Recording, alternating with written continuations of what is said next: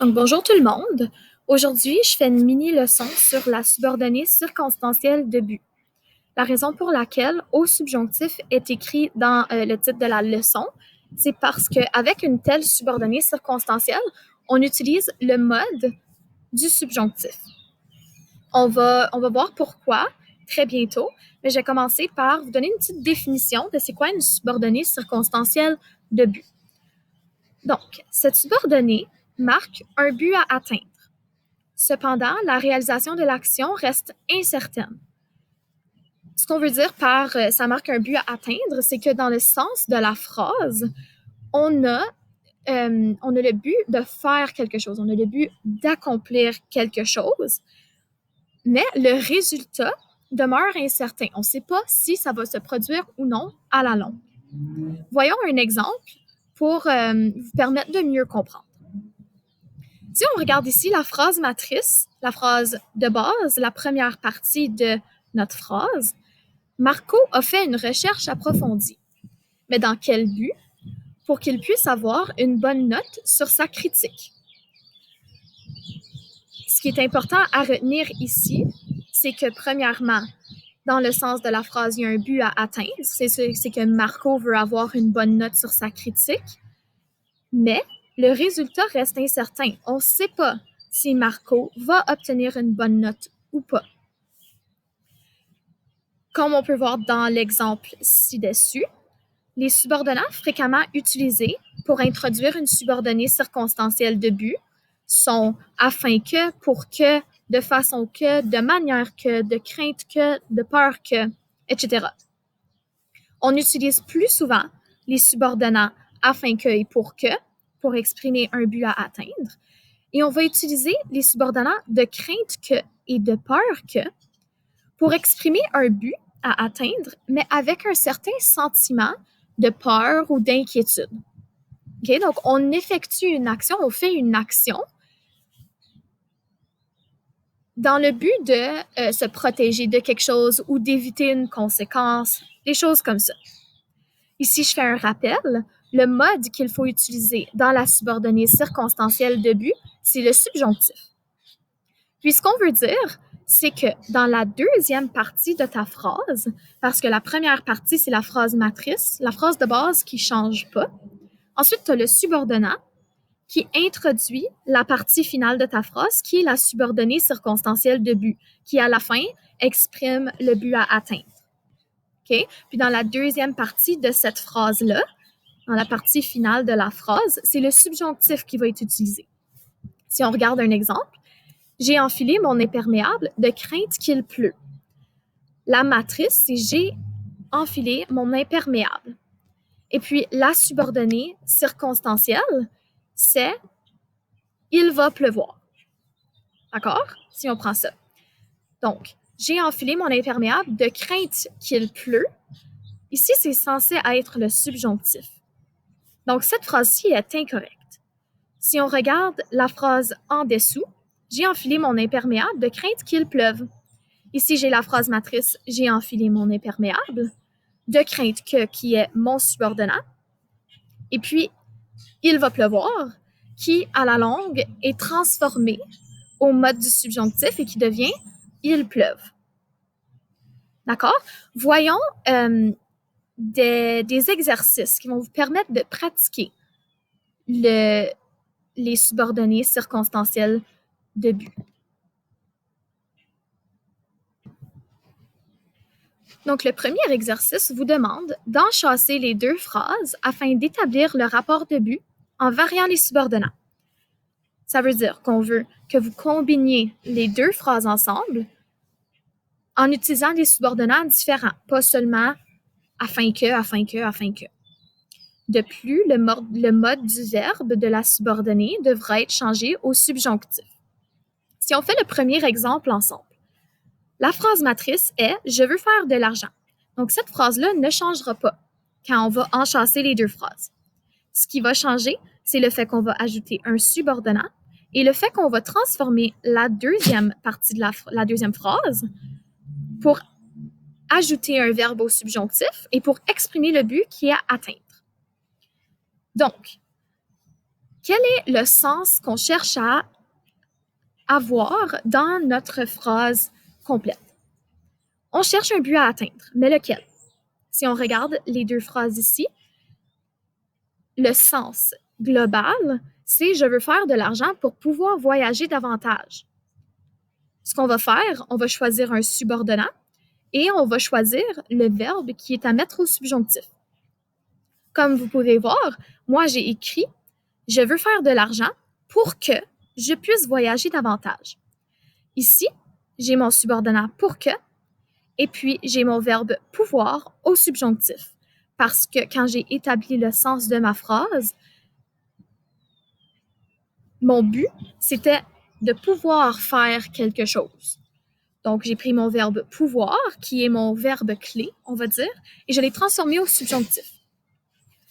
Une erreur qui est à surveiller, c'est de mettre le verbe à l'indicatif au lieu de le mettre au subjonctif, comme on a vu dans l'exemple plus haut. Donc, il ne faut pas dire « je veux faire de l'argent pour que je peux voyager ».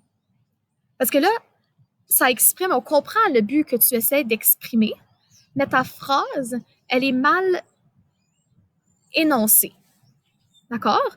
Donc, quand on utilise une subordonnée circonstancielle de but, on utilise toujours le verbe au subjonctif dans notre subordonnée, toujours dans la deuxième partie de notre phrase.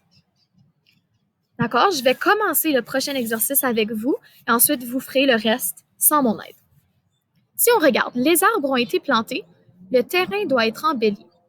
Quel est le sens de la phrase? Donc, quel est le but à atteindre ici? On veut planter des arbres pour embellir le terrain. D'accord? Je vous laisse là-dessus. Je vous laisse insérer un subordonnat entre les deux phrases et changer votre verbe clé au subjonctif. Avant de passer au prochain exercice, je veux vous montrer un autre exemple d'une subordonnée circonstancielle de but utilisée avec le subordonnat de crainte que ou de peur que. D'accord? Ici, on dit « L'enfant s'est caché sous le lit.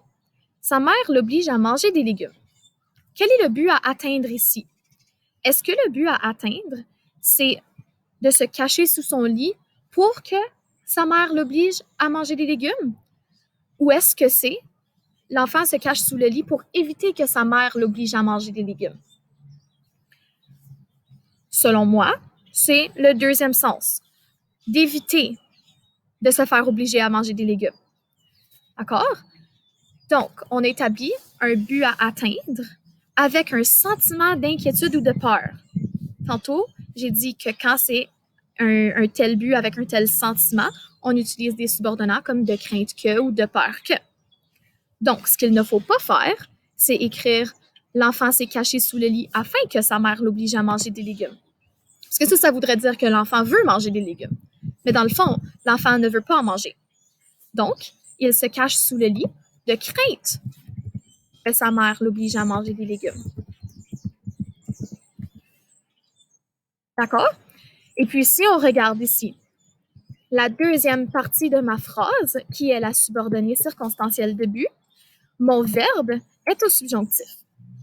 La chose importante à retenir, c'est que beaucoup de verbes qui finissent en ER, comme obliger, aimer, manger, s'écrivent au présent comme ils s'écrivent au subjonctif. Donc, si vous pouvez voir, ici, il n'y a pas de différence entre le subjonctif et le présent.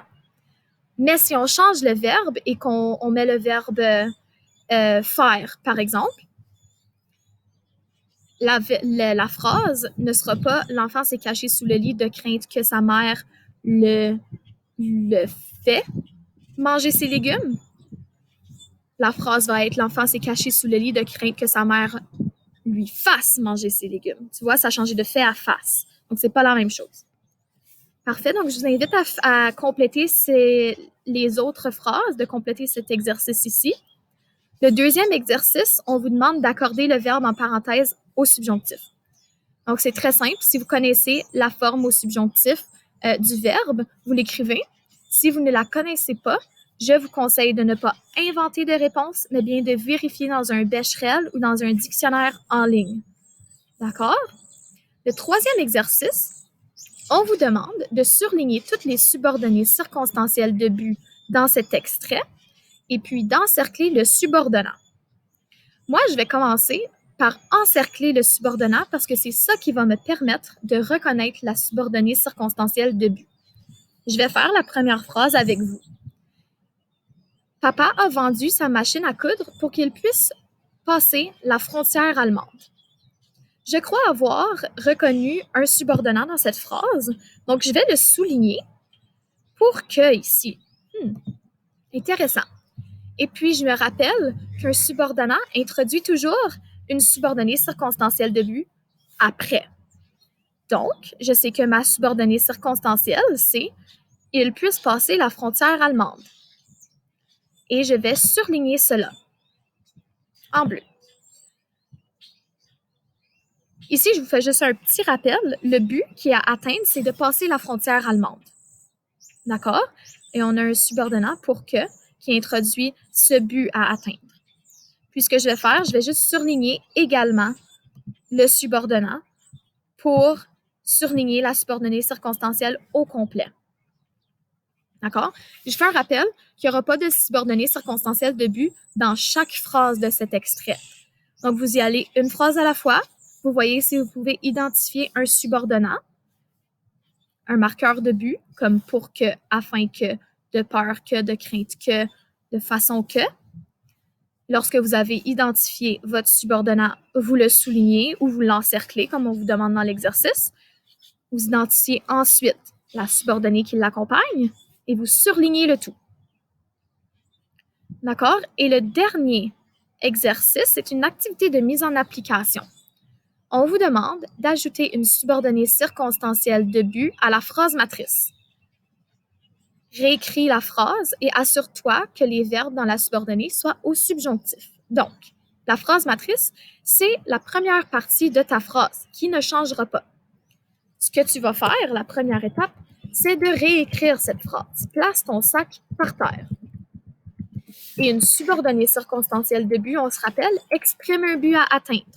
Donc, dans quel but est-ce qu'on veut placer son sac par terre? On y réfléchit, vous pouvez écrire ce que vous voulez. La raison, ça peut être pour pas se faire mal au dos, ça peut être pour pas que tu puisses tricher à ton examen, ça peut être parce qu'il est très lourd. En fait, ça, c'est pas une bonne subordonnée, le dernier que je viens de dire, là. Mais on va poursuivre avec mon exemple. Donc, place ton sac par terre. Pour introduire ma subordonnée circonstancielle de but, j'ajoute un subordonnat. Donc, je vais écrire afin que. Puis maintenant, le but que je cherche à atteindre, c'est que je veux pas me faire mal au dos. Donc, place ton sac par terre afin que tu ne te fasses pas mal au dos. Parfait. Je revois ma phrase. Ici, j'ai ma phrase matrice qui n'a pas changé. J'ai mon subordonnat afin que. Et puis, le reste de ma subordonnée circonstancielle de but, tu ne te fasses pas mal au dos, qui exprime mon but, qui en réalité est de ne pas se faire mal au dos. D'accord? Vous faites la même chose avec les autres phrases. Les journalistes risquent leur vie pour que, et puis vous exprimez un but à atteindre. Si vous avez quelconque question sur les subordonnées circonstancielles de but, vous pouvez nous envoyer un courriel. On est toujours là pour répondre à vos questions. Merci, à la prochaine.